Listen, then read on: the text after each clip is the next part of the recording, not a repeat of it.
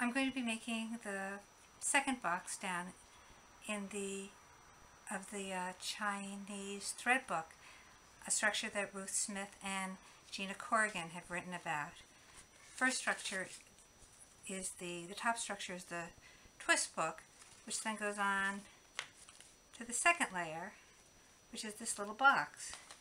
It ends up looking like this. You make 4 of them for the Chinese thread book. So here's how it goes. I'm starting out with a piece of paper that's a square. It has to be a square. Mine's 10 by 10 simply because I want this to be big enough so when I get to some of the details towards the end, it's easy to see. So I fold it in half both ways. Now I'm going to take the edges and fold them to the middle. This is going to give me a grid, a folded paper grid that's going to be really helpful as I make my thread box. Now I bring the other sides to the middle.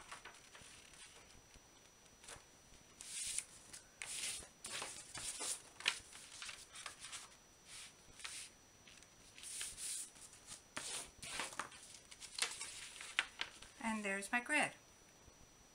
16 little squares. Okay, I'm going to bring the points now to the middle, and I know exactly where the middle is because of the grid here. So there we go.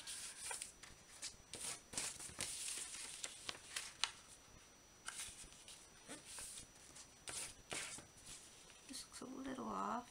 I can fix that. There we go. I'm going to bring these edges to the middle. And so I line up the point, and I make sure the fold line and this fold line line up just right. Same thing at the other side.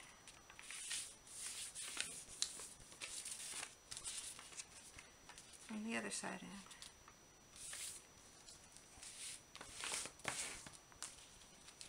Okay, there we go. I'm going to do the same thing with these points. Find the middle.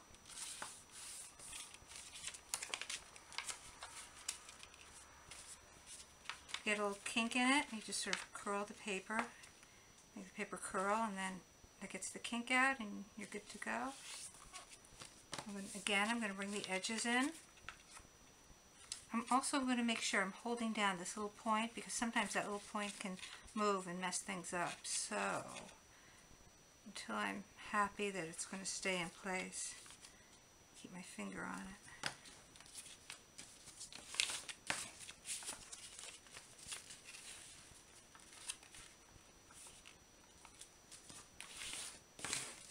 And you've got this nice little pattern of diagonal lines. And open it up, and imagine there's a fold line defining this X. In fact, there is a fold line defining that X. What I want to do is I want that fold line to be nice and sharp. So I'm going that way and this way. And again, this is something that's going to help me very soon. Okay, so here's the tips of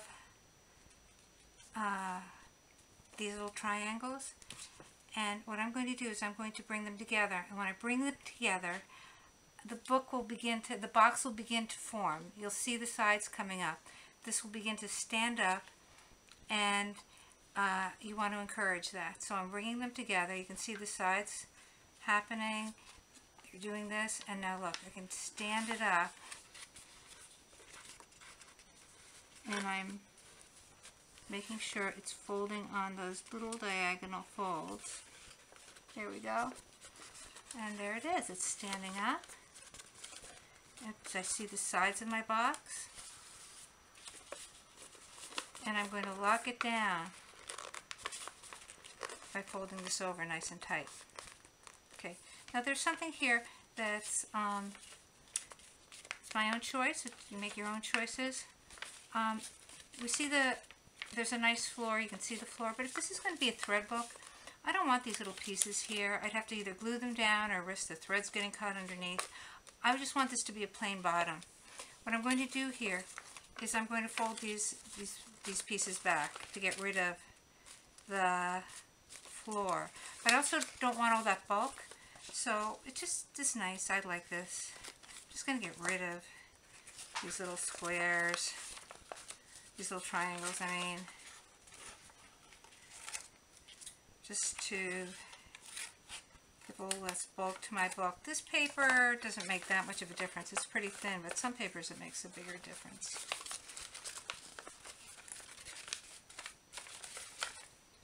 And this is an extra step. This is up to you. This is the way that I'm doing it. There we go.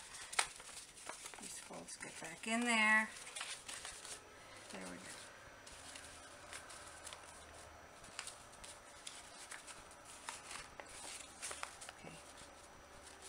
Okay, so we're back to where I was. Now I'm going to take the points of these triangles and bring them together, and it's going to make the side come up. This last side come up. Don't you come up. There it is.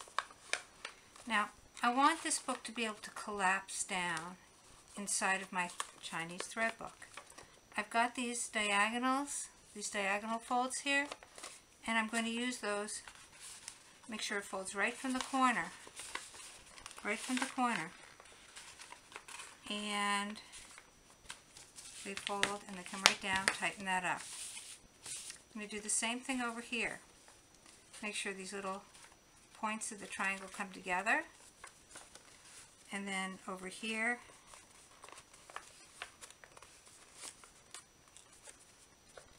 I want to make sure that folds right there on these fold lines that are already there. Make sure it folds right down to the corner, and there you go. Now you can be done at this point. Just fold this over and glue down your twist box, and you're good. I like to do a different step. I like another step, make this a little fancier. It's up to you. This is square here. I'm going to fold that square in half. I'm going to fold it in half again.